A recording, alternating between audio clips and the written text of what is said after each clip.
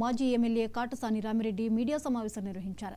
CM Chandrababu చేసిన హామీలు నెరవేర్చకుండా ప్రజలకు మాయమాటలు చెప్పి కాలయాపన చేస్తున్నారని ధ్వజమెత్తారు. సంపద సృష్టించి ప్రజలను ఉద్ధరిస్తానన్న చంద్రబాబు రాష్ట్రాన్ని అప్పుల కుప్పగా చేస్తున్నారని రామిరెడ్డి ఎద్దేవా చేశారు. సూపర్ 6 హామీలు ఎలా అమలు చేస్తారో ప్రజలకు చెప్పాల్సిన బాధ్యత ఉందని రామిరెడ్డి సూచించారు.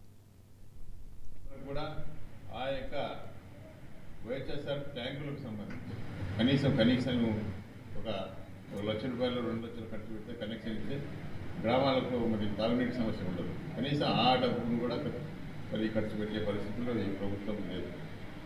మరి అదేవిధంగా ఈరోజు ఈ యొక్క అధికారంలోకి రావడం కోసం చంద్రబాబు నాయుడు ఈ యొక్క ప్రతిరోజు కూడా అసెంబ్లీలో ఈరోజు చెప్తా ఉన్నారు, ఈ యొక్క వైఎస్ఆర్ పార్టీ మరి దోపిడీ చేసింది, ఈ యొక్క సంపదనంతా కొల్లగొట్టిందని చెప్పి చెప్పడం జరుగుతాం.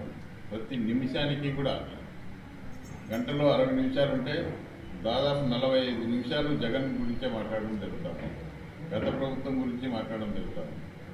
మీరు ఏం చేస్తారో మీరు చెప్పకుండా, మీరు ఏం చేయబోతారో చెప్పకుండా మీకు అధికారం ఇచ్చినారు.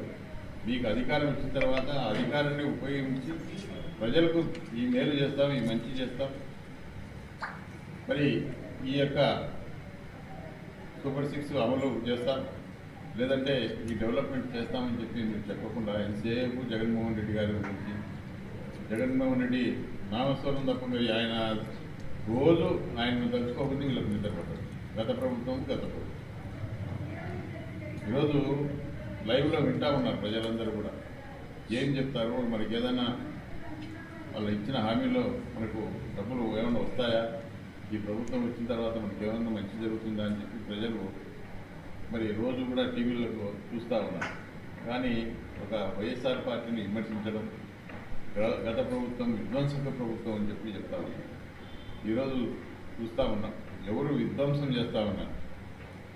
ఏ ప్రభుత్వంలో ఈరోజు మరి ఎంతోమంది వేలాది మంది కార్యకర్తలను, ఈరోజు ఎంతోమంది నాయకులను కూడా జైళ్లకు పంపుతా ఉన్నారు.